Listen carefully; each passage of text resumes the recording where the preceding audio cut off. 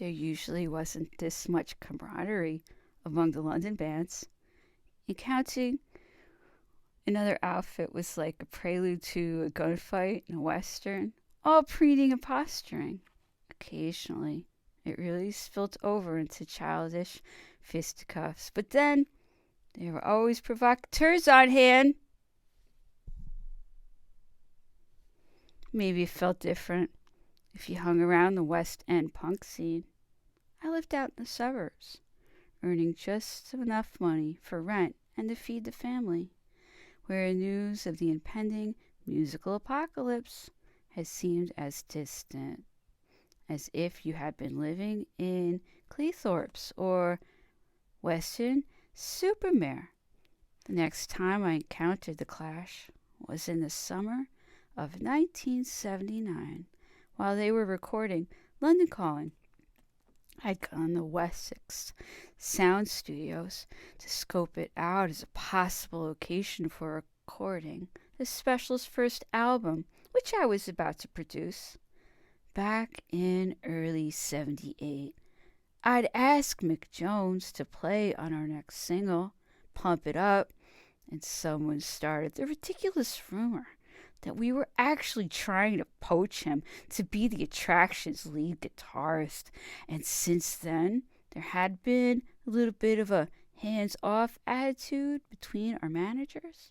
The idea was never remotely in my mind, and we didn't even end up using Mick's guitar on Pump It Up, although he did play a great part. It sounded like police sirens on Big Tears, the B-side of the single. Now Mick was out on the studio floor with the volume and the reverb on his amp cranked all the way up to obliterate. I thought to myself, that'll never work.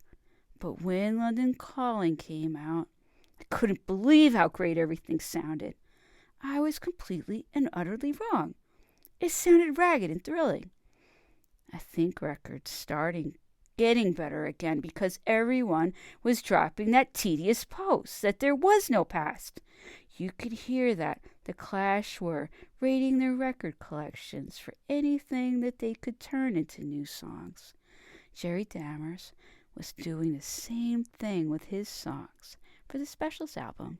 When we met, their first single, Gangsters, was already on the charts before Jerry's publisher realized that it was essentially Prince Buster's Al Capone, with new words added. Later that summer, we would pull the same trick over and over again while recording Get Happy in Hilversum, Holland. Our first attempts to record my new songs for that album came out sounding like someone doing a bad impersonation of us in 1978. I went to the Rock On, a secondhand record shop in Camden Town, and bought every old Stax 45 that they had on their shelf and carried them home to plunder. It never occurred to me that I had ended up in the front room with a stack of singles to learn, just like my dad had done. Almost everything we needed to arrange new songs was pilfered from that pile of old records.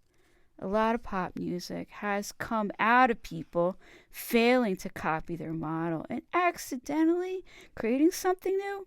The closer you get to your ideal, the less original you sound. Our cracked-handed, wired-up attempts to play like bands we heard on Motown and Atlantic compilations were just enough to get us away from our cliches.